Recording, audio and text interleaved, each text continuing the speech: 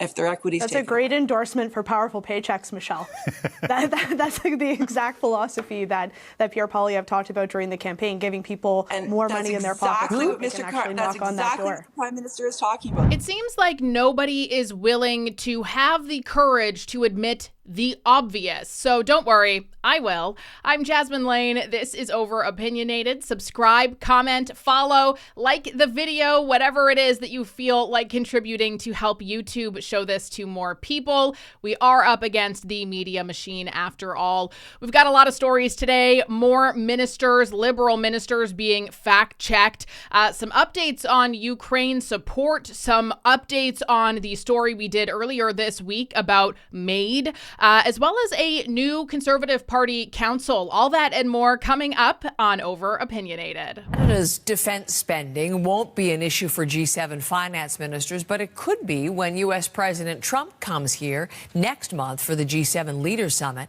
Now the Prime Minister's office is confirming Canada is in talks to take part in a missile defense system that Trump calls the Golden Dome. I do recall just a short while ago, Mark Carney and the Liberals all campaigning on an anti-Trump, anti-America, elbows up everybody, and saying that the old relationship Canada had with the USA is over. It's over, and it's time for Canada to lead. Yeah, you might want to put your elbows down, everybody, because you were fooled. I am pleased to announce that we have officially selected an architecture for this state-of-the-art system that will deploy next-generation technologies across the land, sea, and space, including space-based sensors and interceptors. And Canada has called us, and they want to be a part of it. So we'll be talking to them. They want to have protection also.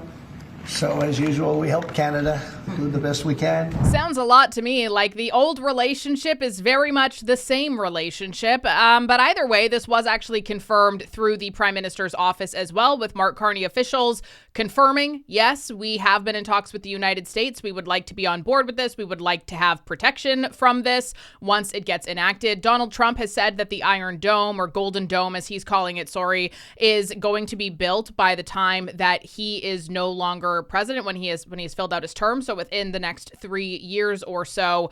Man, I can't even fathom if Canada ever even so much as proposed an idea like that. It would never actually happen. It would just never happen because there's just way too much bureaucracy in the way. There's way too much red tape. There's a lack of funds. We have no money. So the reconstruction effort in Ukraine is going to be north of $500 billion US dollar over a decade in order to rebuild this country, build back better together. And today was a moment that we could share. There's a lot that we could do together. We talked about energy infrastructure. We talked about infrastructure like roads, ports, railway. We talked about defense technologies. We talked about energy. You know, Canada is an energy superpower. So what we can do with them with respect to hydro, to nuclear energy, also to oil and gas, and what we can bring together to this table. So it was a very interesting moment. We talked also how we could work together eventually to share best practices in building a pension system in Ukraine. And so therefore, we're going to continue that. You know, there's another big meeting coming in Rome in July, and we're going to be hosting a dinner, myself and the finance minister, with a number of colleagues from around the world, investors, business people. People are going to be making sure that we build a bridge that we need between the private sector, the public sector, the international financial organization. So be careful with those Build Back Better slogans there, Mr. Champagne, because according to liberals, that's you don't want to get caught in that. You're just a sloganeer, man. Oh, slogans are not plans, right? We heard that so many times. You know, I listen, I want to try to give the benefit of the doubt here and say that, okay, cool, we're having these conversations, whatever.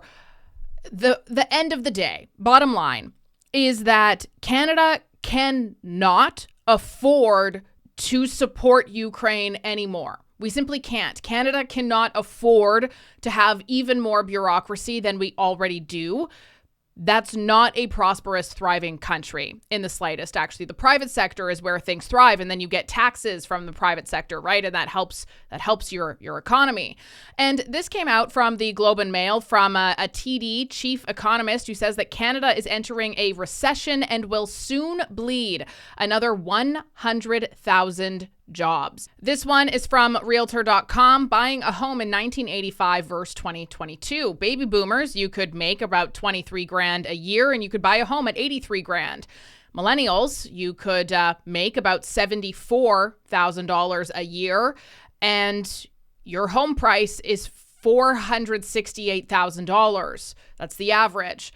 And the bottom line there is that the economy and wage growth has not adapted with the cost of living as it should. And I can't help but just think that all of these other G7 nations view Canada as kind of a loser, I guess, like to be saying, oh yeah, we're going to help. We're the economic superpower.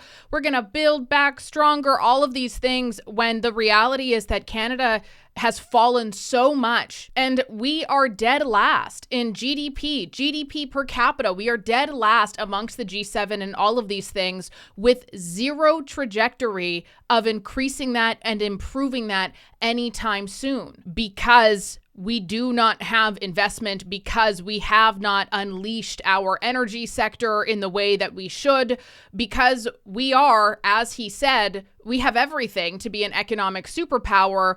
We just haven't done it. And do you want to know what would really help out Ukraine? That would also help out us, because we are in a very volatile situation, obviously, would probably be to unleash our resources, to fast track development of new ports, to fast track new pipelines so that we can expand our market and make some countries much less dependent on Russian oil. But we don't have that. Instead, we have this. Asking the government to consider legislative amendments to include heavier fines imposed on firms that shift production. So that audio is absolutely terrible, and I will not pain your ears with that. But essentially, Unifor, which is one of Canada's largest private sector unions, they have over 300,000 members. They have argued that offshore tactics undermine domestic employment and the national economy. And they're proposing that the federal government implement measures to discourage companies from moving manufacturing jobs abroad,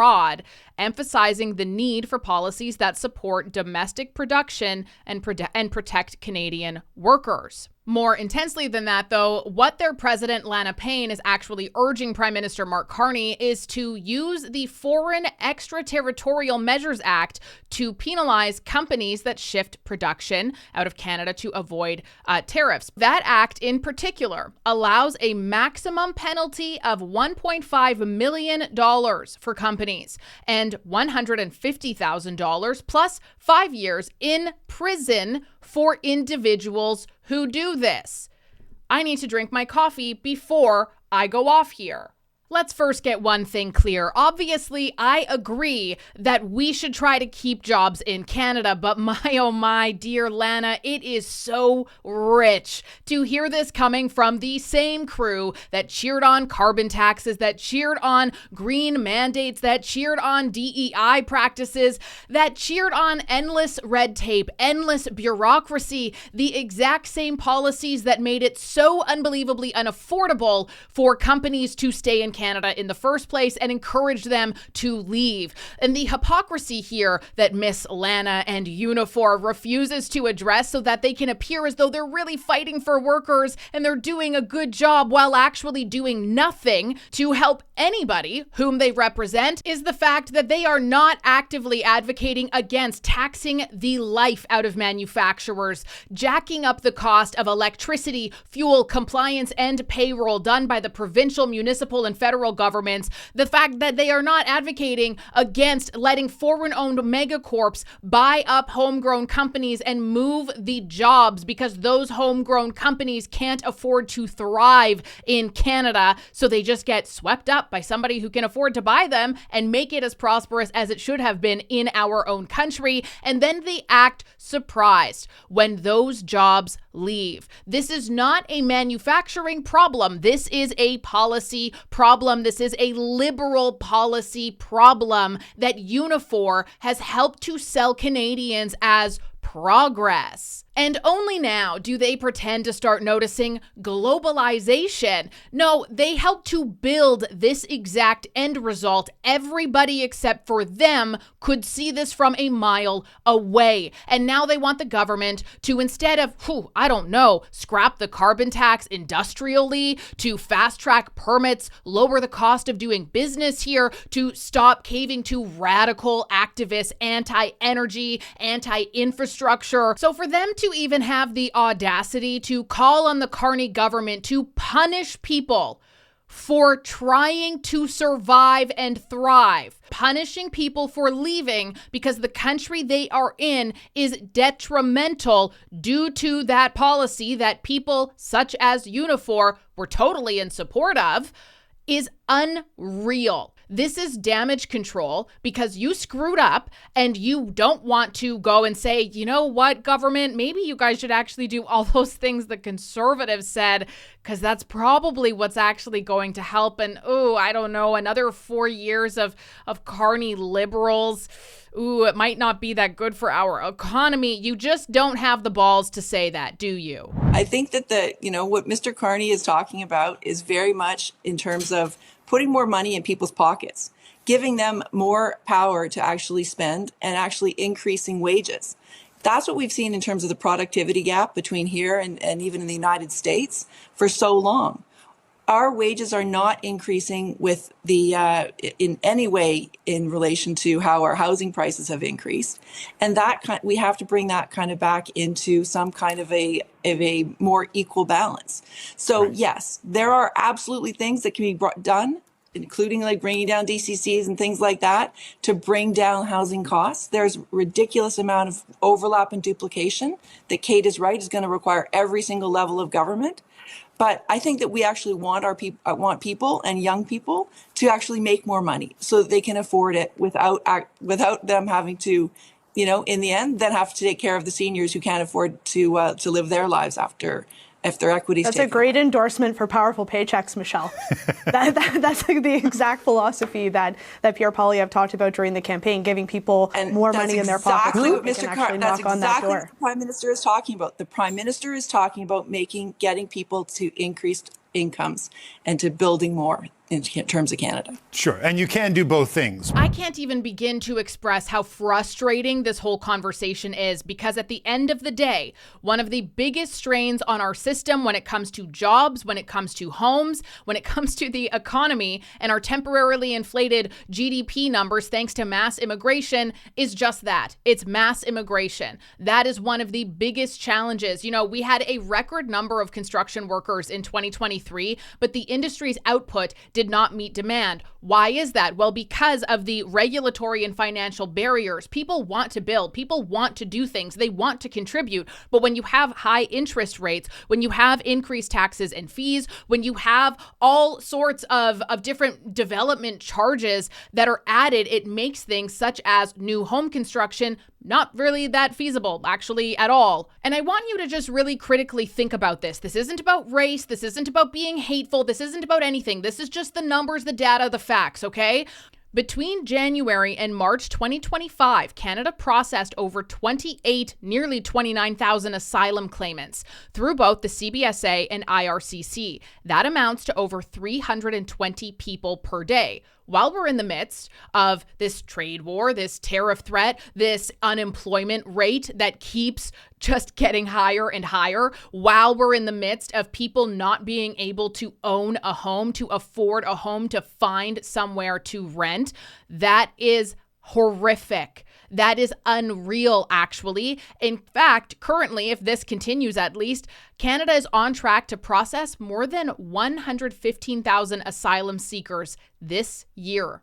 That is a historic record, by the way, when we don't have the infrastructure or the jobs to support these people. It's harmful for your citizens, and it is harmful for the people of whom you are promising a better life. And here's another detail about that most people don't even consider or completely overlook.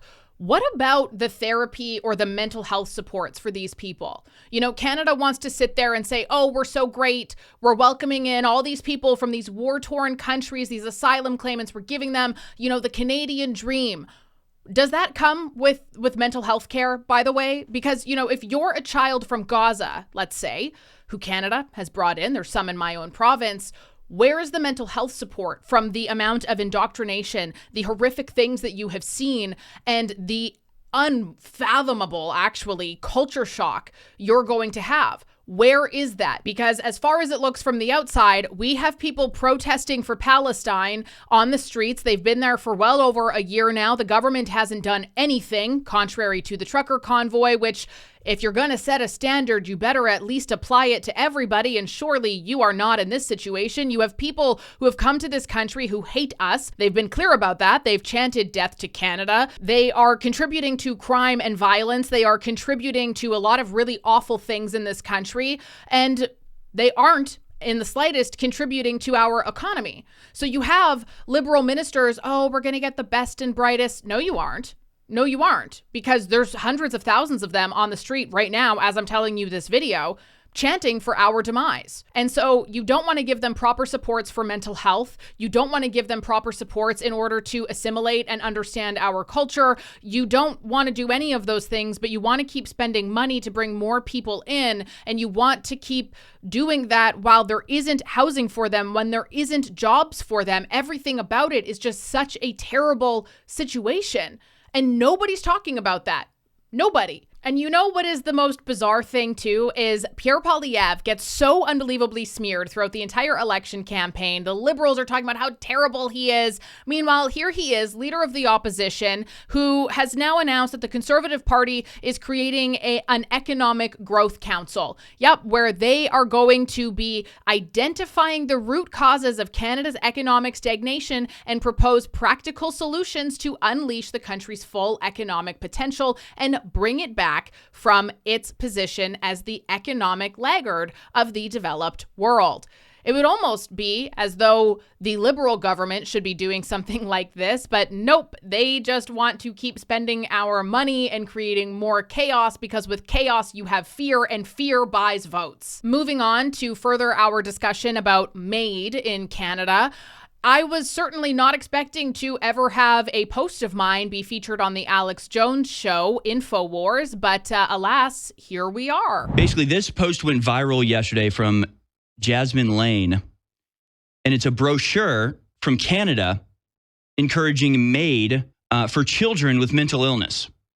She says, spotted in Manitoba, you have to be a special kind of demonic to advocate for MAID for young, vulnerable people and people who are suicidal. Imagine walking into a clinic for help and being told the world would be better off without you, that you should cave to the lies the devil on your shoulder is telling you, and it would be more affordable for Canada's healthcare system if you were gone. Now, I was obviously not even remotely thinking that this post was going to go as viral as it did. However, it did, and I should have probably been a little bit more clear. Hindsight's 2020. This article is not advocating, or this brochure, is not advocating for MAID. It is actually an evangelical group who has laid out in a brochure all of the planned expansions. That's what I was commenting on. I wasn't saying that, I found this in a hospital and they were proposing it and trying to encourage people to get it. That's not what this was about. And I probably should have prefaced that, but I was posting on the fly and I did not make that clear enough. But either way,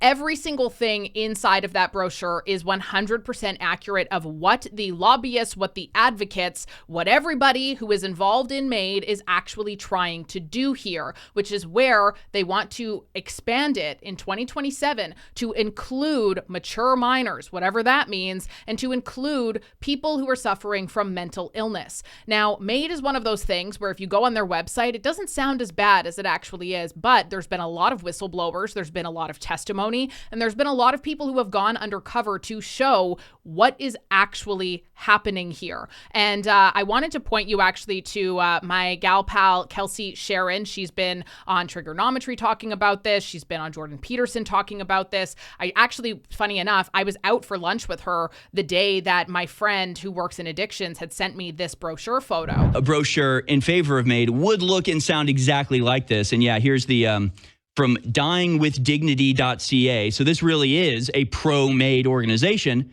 and they have a page on Dying with Dignity Canada called Mature Minors. One of the biggest problems when it comes to Canada and this type of stuff is that this brochure, as an example, there are people who will write it off saying, oh, well, it's a Christian organization. And it's like, that actually doesn't matter, because what they're saying in here is true. I don't care. You could be a Satanist for all I care. What matters here is right and wrong. This isn't about religion. This is about right and wrong. Is it right or wrong to allow mature minors, to allow vulnerable people dealing with mental illness, to allow people who are going through a rough patch in their life to even remotely come close to having access to a program like this? And if that's right to you, where does it stop? And so we need to get the religious aspect out of this. That may be very well your reason for being opposed to it in the first place, but we need to get that out because it pushes people away, unfortunately. It's not about right or left, it's about right or wrong. So my friend Kelsey, this is her hill. And I really, really want to urge you to read her Substack about this. I'll link it in the description as well, because she goes through this entire pamphlet. She goes through the people who are advocating for this. And again, this was supposed to be passed. It was given royal assent already. The reason why it wasn't because they're against mature minors or those who are mentally ill. It's because they wanted to make sure that the law was written in a better way to address those problems. So this is a very serious issue that does not have enough attention. Kelsey's write-up about it is impeccable, by the way, so definitely worth the read. And the most important thing is, oh, well, this isn't even law. Yeah, that's the point, though, is that they want to make this law. It would have been had it not been pushed off already. And it's coming up again in 2027. So this is how democracy works. You find out things like this and you fight against them because they're horrible. So yes, keep using your voice because this is insane. This is absolutely insane. Anyway, that is it for me today. I will talk to you tomorrow. I'm Jasmine Lane. This is Over Opinionated. Subscribe, follow, comment your thoughts down below, and like the video. And we will talk very, very soon.